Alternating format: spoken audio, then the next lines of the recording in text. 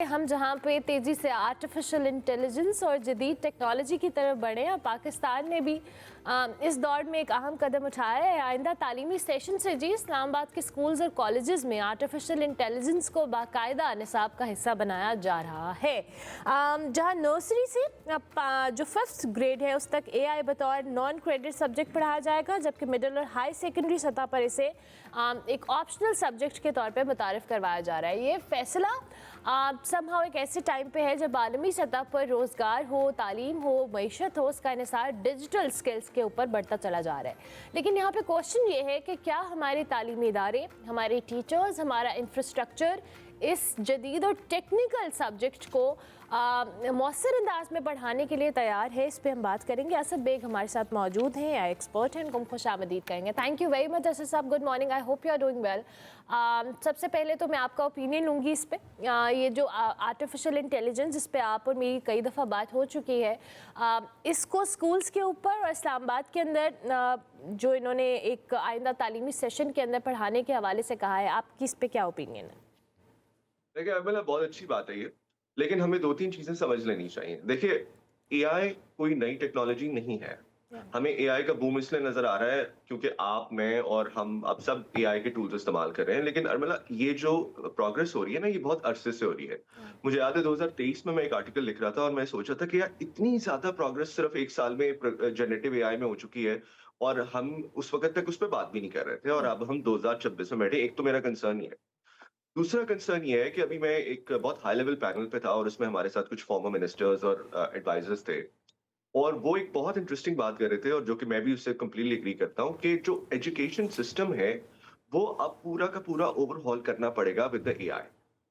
तो AI as a supplementary subject in education अब नहीं हो सकता। मैं आपको एग्जांपल देता हूँ कि जब मैं पढ़ रहा था, आई एम श्योर आप भी जब पढ़ रही होंगी, तो हमारे कंप्यूटर साइंस के सब्जेक्ट्स में ये चीजें होती थी कि कंप्यूटर में माउस क्या करता है, कीबोर्ड क्या करता है, और फिर वो काफी सालों तक वही चीजें रहीं कि आप बच्चों को ये पढ़ा रहे हैं कि माउस क्या करता है, कीबोर्ड क्या करता है, माउस के नीचे एक बॉल होती है।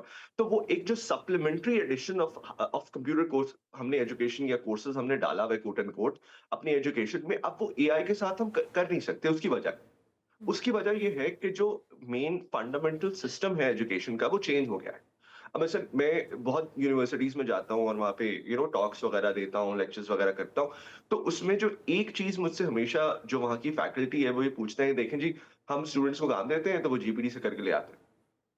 तो मैं उनसे पूछता हूँ कि यार आपकी असाइनमेंट्स ऐसी हैं ही क्यों कि वो जीपीटी से हो सकती है? अगर तो आपकी असाइनमेंट किसी भी एक एआई टूल से बहुत आराम से हो सकती है, तो फिर आपकी असाइनमेंट फेल है। फिर वो जो हमारा एजुकेशन का काम है वो फिर अपग्रेड होने वाला है।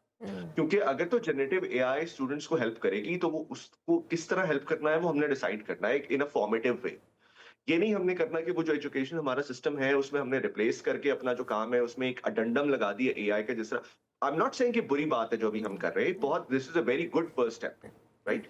बट इससे कहीं आगे जाके हमें सोचना पड़ेगा कि जो फंडामेंटल सिस्टम है एजुकेशन का, जो बेसिस है, क्या वो एट पार है with the new AI technology जिसकी हम बात कर रहे हैं?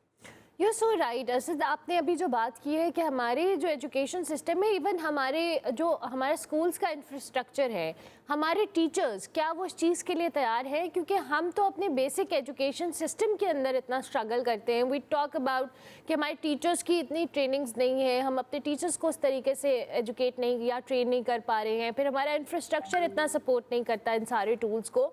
सो हमें तो ओवरऑल इसमें रिफॉर्म की ज़रूरत है। हम एक, जैसे आपने खुद भी कहा कि सप्लीमेंट्री सब्जेक्ट के तौर पे तो इंट्रोड्यूस कराना अच्छी बात है, लेकिन ये उतना ज़्यादा उस लेवल के ऊपर नहीं हम लेकर जा सकते जितना ये एक्सपेक्टेशंस हम रखते हैं।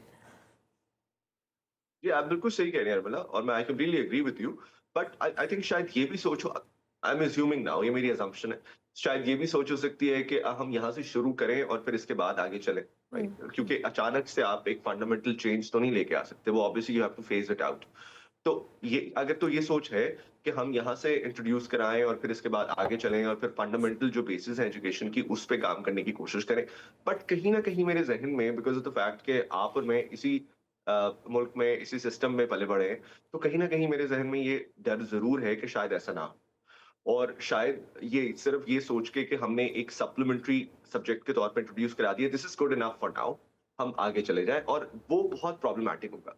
उसकी वजह देखिए अनमोला, बहुत सिंपल सी, और ये बहुत इंपॉर्टेंट बात मैं करने लगा हूँ आमने और आपके देखने वालों के लिए, कि हम जब एजुकेशन की बात करते हैं ना, स्पेसिफिकली हम प्रैक्टिकल एजुकेशन की बात करते हैं, या जिसको हम कहते हैं कि field quote and quote education की बात करते हैं, वो टेक्नोलॉजीज के साथ या उससे पहले आनी चाहिए। देखिए, सोशल मीडिया हमने सीखा, ठीक है?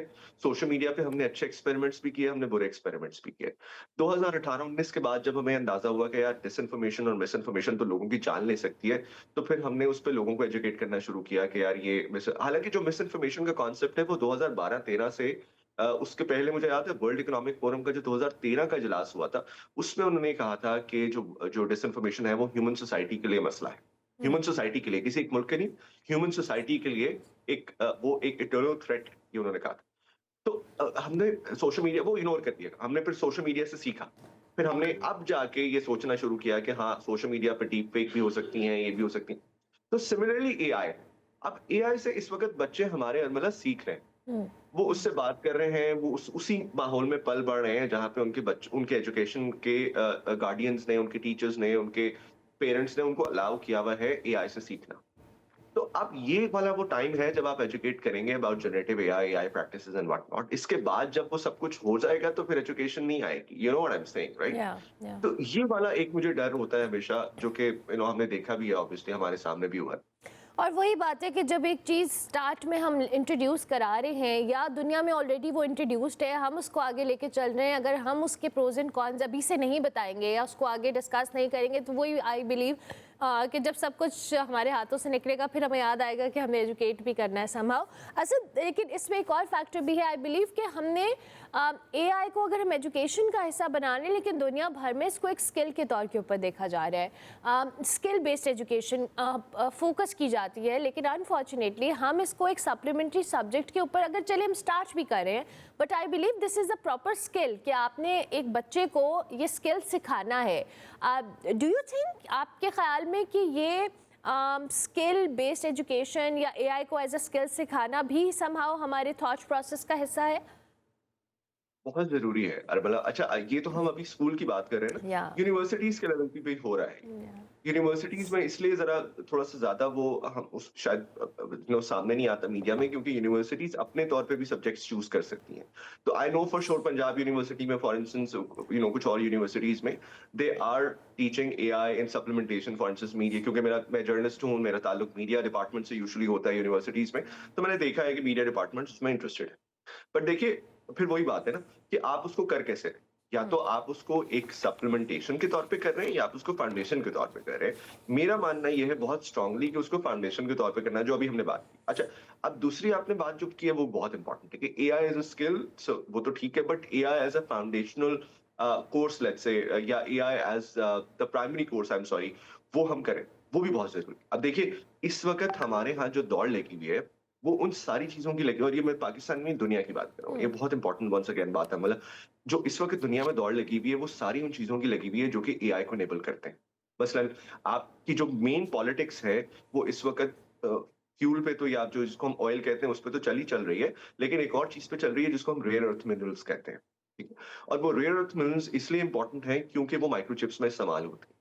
जो chip politics quote and quote है वो इसलिए चलती है क्योंकि एआई के को बनाने के लिए किसके पास ज्यादा माइक्रोचिप्स हैं, किसके पास ज्यादा फैसिलिटीज हैं।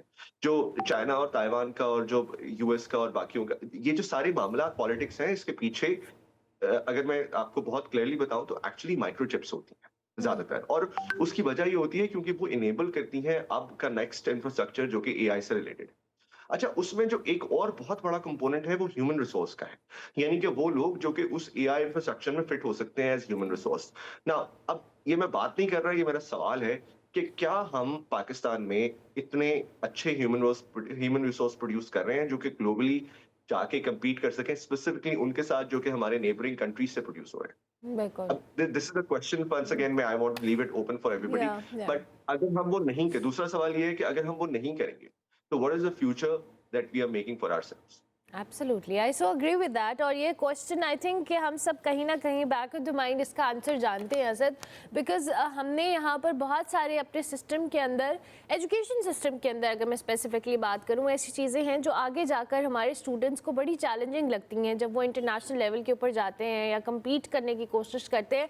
सो AI is one of them. दुनिया इसमें बहुत ज़्यादा आगे, बहुत तेज़ी से एक्सेल कर रही है, बट हमारी जो स्पीड है, क्योंकि अगर हम अभी इसको अपने स्कूल लेवल के ऊपर इंट्रोड्यूस करा रहे हैं तो हाउ कैन वी एक्सपेक्ट कि आइंदा चंद सालों में हम इसको एज अ स्किल अपने यूनिवर्सिटी गोइंग या हमारे प्रोफेशनल करियर्स में लोग इसको इस्तेमाल करेंगे, राइट?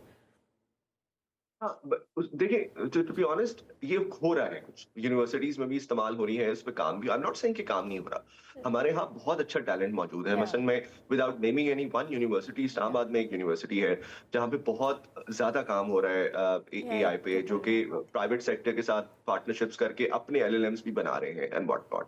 सो मेरा कंसर्न ये नहीं है कि नहीं, काम नहीं हो रहा। मेरा कंसर्न ये है कि उस स्केल पे शायद नहीं हो पा रहा जिस स्केल पे होना चाहिए कि हम compete कर सकें with the other, specifically the neighboring countries, because उनकी स्केल हमसे बहुत बड़ी। बिल्कुल। तो उस इंफ्रास्ट्रक्चर में अगर हमने फिट होना है तो हमें वो जो जिस स्केल पे अभी काम हो रहा है उसको बहुत ज्यादा बढ़ाना इंक्रीज पड़ेगा। करना है। और वो अगर हम बढ़ाने की तरफ नहीं जाएंगे अरमला, तो फिर हमारा बहुत बहुत ज्यादा नुकसान है, बिकॉज हम उस इंफ्रास्ट्रक्चर का पार्ट नहीं बन रहे। तो अभी जो काम हो रहा है पॉकेट्स में, वो तो बहुत अच्छा हो रहा है। उससे हमें ये नजर आता है कि हमारे पास वो स्किल भी है पाकिस्तान में और वो टैलेंट भी है, जो कि मजीद हमें, मुझे लगता है, उस पोजीशन में डालता है जहां पे हम अंडर प्रेशर आएंगे। बिकॉज अगर ये सब होने के बावजूद भी हम अपनी स्केल नहीं बढ़ा सकते तो फिर then there is a problem, then there is a serious problem. बिल्कुल ठीक है। In the end Asad, I really want कि हम जिन रिफॉर्म्स का या जिस फाउंडेशनल एजुकेशन का जिक्र कर रहे हैं, आई बिलीव कुछ ऐसी सजेशंस जो आप मेरे प्लेटफॉर्म से, anything you want to add on? देखिए, सबसे पहले तो हमें जो बच्चों को पढ़ा रहे हैं ना, उनको एलएलएम के ऑपरेशंस पढ़ाने चाहिए कि एआई सिस्टम्स होते क्या है, वो किस तरह काम करते हैं। मुझे लगता है ये वो सबसे बड़ा एक डार्क काइंड ऑफ एरिया है फॉर चिल्ड्रन, कि उनको ये समझना चाहिए कि जिस टेक्नोलॉजी से हम उनको इंटरफेस कर रहे हैं वो टेक्नोलॉजी है क्या, राइट? बिकॉज एलएलएम्स, और वंस अगेन ये मैं बहुत इंपॉर्टेंट बात है आपके देखने वालों के लिए, उन पेरेंट्स के लिए जो अपने बच्चों को एलएलएम्स अलाउ करते हैं या चैट जीपीटी जैसे टूल्स अलाउ करते हैं, उनको ये समझने की जरूरत है कि वो जो क्रिटिकल एजुकेशन है या क्रिटिकल नॉलेज है, वो चैट जीपीटी से तो मिल जाएगा, लेकिन वो जो जो the idea of that critical conversation जो कि एक इंसान के साथ बात करने से आता है, वो चैट जीपीटी से नहीं मिलेगा। क्योंकि चैट जीपीटी हमेशा एक एक फॉर्म ऑफ वैलिडेशन प्रोवाइड करता है। वो आपके बच्चे को कभी ये नहीं कहेगा कि आप गलत हैं, आप सही कर रहे हैं, गलत। वो हमेशा उससे एग्री करने की, आप वो जो बात करेंगे उसी पे बिल्ड करने की कोशिश करेगा। आपको याद है जिस तरह हमने पाकिस्तान इंडिया के कॉन्फ्लिक्ट में एग्जांपल ली थी कि इंडियंस ये कह रहे थे कि जहाज गिर गए बट नॉट पाकिस्तान के, तो वो चैट जीपीटी से आप पूछेंगे तो वो, अगर उससे आप ये कहेंगे कि पाकिस्तान के जहाज गिरे हैं, तो वो कहेगा कि हाँ पाकिस्तान के जहाज गिरे। उससे आप ये कहेंगे कि नहीं गिरे, तो वो कहेगा हाँ नहीं गिरे। नहीं गिरे। तो ये वाला जो जो क्रिटिकल कन्वर्सेशन है वो एलएलएम्स नहीं कर सकते। और इसकी वजह से जो बच्चों के फॉर्म, स्पेसिफिकली उन बच्चों के जो फॉर्मेटिव ईयर्स में होते हैं, उनके जो एक्सपेक्टेशंस हैं वैलिडेशंस को लेते हुए विद द रियल वर्ल्ड, वो बहुत चेंज हो जाती हैं। क्योंकि रियल वर्ल्ड में तो मतलब आपको पता है ऐसा नहीं होता, राइट? तो फिर जब वो रियल वर्ल्ड में जाते हैं, अपने पीयर्स से बात करते हैं, तो उनको लगता है कि यार ये तो मुझे क्रिटिसाइज कर रहे हैं for no reason, ChatGPT तो मुझसे एग्री। तो वो अपने आप को शट डाउन करके कुछ थोड़ा सा डिजिटल की तरफ जाना शुरू हो जाते हैं कि हाँ, ChatGPT is my friend because he doesn't disagree with.